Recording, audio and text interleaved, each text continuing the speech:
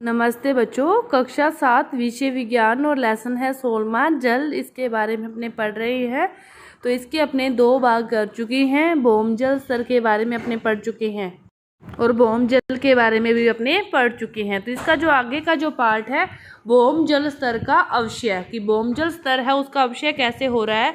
तो भूमि के नीचे से निकाले गए भौम जल की पुनः पूर्ति प्राय वर्षा जल के अवस्रवण द्वारा हो जाती है। भूमि के नीचे से जो निकाले गए हैं भौम जल, उसकी जो पुनः पूर्ति है वो वर्षा का जो जल है वो नीचे रिसता है, उसके रिसाव के द्वारा उसकी पुनः पूर्ति हो जाती है। और भौम जल स्तर तब तक प्रभावित नहीं होता जब तक कि हम केवल उतना ही जल निकालते हैं जितना जल के उसके अंदर वापिस ला जाता है, जितनी प्राकृतिक प्रक्रमों के द्वारा उसकी पुनः पूर्ति हो जाती है, अपने उतना ही जल यूज में लेते हैं तो उसके स्तर में कोई भी प्रभाव नहीं पड़ता। तथापि जल की पर्याप्त रूप से पुनः पूर्ति न होने पर भौम जल स्तर नीचे गिर सकता है। ऐसा अनेक कारणों से हो सकता है। जनसंख्या में वृद्धि होने से, कि जनसंख्या में ज़्यादा ही वृद्धि है, औद्योगिक या कृषि गतिविधियां आदि भौम जल स्तर का जो प्रभावित करने वाले कुछ सामान्य कारक हैं। ये सारे तो जितना भौम जल का यूज़ किया जाता है उतनी ही उसकी पुनः पूर्ति हो जाती है, तो उसका कोई भी प्रभाव नहीं पड़ता। कई बार क्या होता है, जो ज़्यादा जनसंख्या में वृद्धि होती है तो हर जगह ही भौम जल का प्रयोग करते रहे और उतनी मात्रा में वर्षा न हो। औद्योगिक और कृषि गतिविधियां आदि भौम जल स्तर को प्रभावित करने वाले कुछ सामान्य कारक हो सकते हैं। तीसरा जो कारक है कम वर्षा का। अल्प वर्षा का अर्थ होता है कम वर्षा, की वर्षा है वो बहुत कम हुई है। अल्प वर्षा है ये एक इसका अन्य कारक है जो भौम जल स्तर को क्या करता है, नीचा करता है। इसका क्या हुआ कि अपने वर्षा जो पानी है उसका यूज ही करते रहते हैं, उसको बाहर निकालते ही रहते हैं, लेकिन उसके अंदर डालने के लिए अपने पास पानी नहीं है। जब वर्षा ही नहीं हुई उसके अंदर अपने डालेंगे क्या, तो ऐसा नहीं है।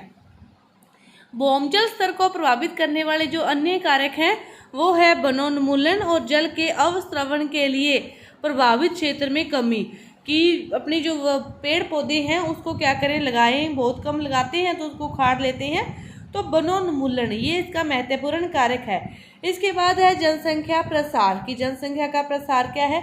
जनसंख्या बढ़ने से भवनों, दुकानों, जो कार्यालय है, सड़कों के निर्माण की मांग भी क्या है, बढ़ सकती है। कि जनसंख्या बढ़ने से भवनों, दुकानों, कार्यालयों और सड़कों के निर्माण की जो मांग है वो भी क्या है, बढ़ जाती है।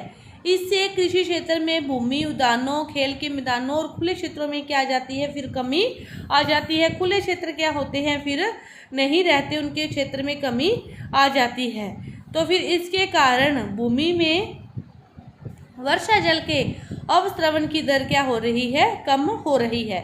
और यदि खुले क्षेत्रों में इसी तरह कमी होती रहेगी तो इसका परिणाम क्या होगा कि सभी स्थानों पर पक्के फर्श बन जाएंगे, तो फिर जो उसके ऊपर बारिश का पानी होगा या फिर अन्य प्रकार का कोई और पानी होगा जो भी अपने उसके मिट्टी के ऊपर गिरते हैं और वो मिट्टी उसको सोख लेती है, जिससे भौम जल स्तर का लेवल बना रहता है। लेकिन यदि खुले क्षेत्र में ही कमी आ जाएगी, सभी का सारा स्थान है वो पक्का बन जाएगा, पक्का फर्श हो जाएगा, तो उसके जल में आसानी से अवस्रवित नहीं होता, फिर वो उससे जो पानी है वो नीचे नहीं जाएगा।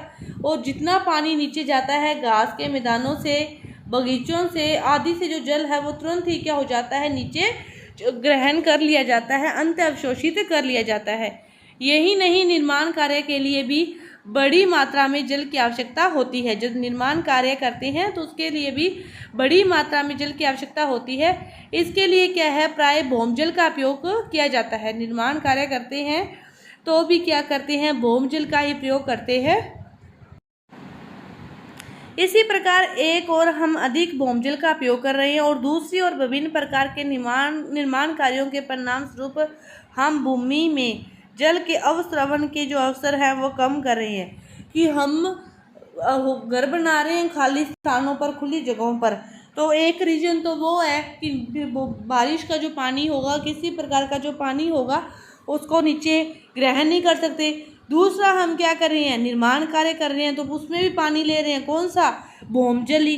कि हम दोनों ही तरीकों से क्या कर रहे हैं, भौम जल से और दूसरे तरीके से भी हम जो पानी है भौम जल का उसका लेवल को क्या कर रहे हैं, हम कम कर रहे हैं। इस प्रकार हम एक और तो अधिक भौमजल का उपयोग कर रहे हैं कि हम निर्माण कार्यों में उसका उपयोग कर रहे हैं, और दूसरी ओर विभिन्न प्रकार के निर्माण कार्यों के परिणाम स्वरूप हम भूमि में जल के अवस्रवण के जो अवसर हैं वो क्या कर रहे हैं, कम कर रहे हैं। इसके कारण भौमजल का स्तर है वो निरंतर अवक्षय हो रहा है।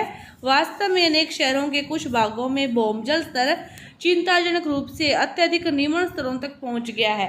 ऐसे ही कार्यों से ज़्यादा खुली जगह न होने से विभिन्न शहरों का जो भौमजल का स्तर है वो कहाँ है, काफ़ी नीचे तक पहुंच गया है। बढ़ते हुए उद्योग, जल का उपयोग सभी उद्योगों द्वारा किया जाता है। हमारे उपयोग में आने वाली लगभग हर वस्तु के उत्पादन में कहीं न कहीं जल की आवश्यकता होती है।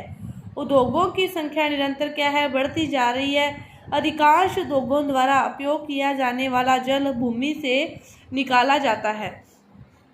अधिकांश उद्योगों द्वारा उपयोग किया जाने वाला जो जल है वो भूमि से ही निकाला जाता है। मतलब भौमजल का उपयोग लगभग हर उद्योग में, कृषि कार्यों में और निर्माण कार्यों में भौमजल का ही उपयोग किया जाता है। क्रियाकलाप दे रखा है 16.4 कि ऐसे कुछ उद्योगों के नाम बताकर आप उनको बारे में लिख सकते हो और उनके बारे में जानकारी प्राप्त कर सकते हो जो कि इसके लिए उत्तरदायी हैं, भौमजल के स्तर के नीचे गिराने के लिए जो उत्तरदायी हैं। इसके बाद देखो कृषि कार्य। भारत में जो अधिकांश किसान हैं वो अपनी फसलों की सिंचाई के लिए वर्षा पर निर्भर रहते हैं। ज़्यादातर जो क्षेत्र है वो वर्षा पर निर्भर होता ही होता है। नहरों जैसे सिंचाई तंत्र केवल कुछ ही क्षेत्रों में उपलब्ध है।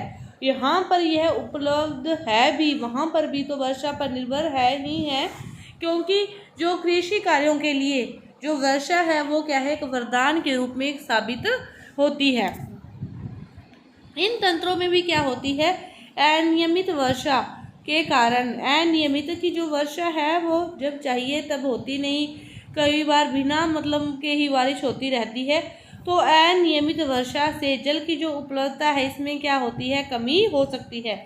किसानों को फिर सिंचाई के लिए क्या है, भौमजल का उपयोग करना पड़ता है, चाहे नहरें हो चाहे न हो। ये कह सकते हैं कि यहाँ पर नहरों का तंत्र है, वहाँ पर भौमजल का उपयोग करते तो हैं लेकिन कम मात्रा में, और यहाँ पर नहरें हैं ही नहीं, तो फिर वहाँ पर क्या होता है, ज़्यादा मात्रा में भौमजल का उपयोग होता है। तो जनसंख्या के बढ़ते दबाव के कारण कृषि के लिए भौमजल का जो उपयोग है वो दिन व दिन क्या है, बढ़ता ही जा रहा है। इसका जो उपयोग है दिन व दिन, रोज की रोज इसका जो उपयोग है वो बढ़ता ही जा रहा है। और यह भी एक महत्वपूर्ण परिणाम है। भौमजल के स्तर में लगातार जो गिरावट आ रही है, इसका जो महत्वपूर्ण परिणाम है वो क्या है, यह कृषि कार्यों में भी भौमजल का उपयोग इसका एक महत्वपूर्ण परिणाम हो सकता है। इसके बाद देखो जल का वितरण। जल का वितरण कैसे होता है इसके बारे में भी अपने जानेंगे, तो इसके बारे में अपने अगली वीडियो में जानेंगे। धन्यवाद।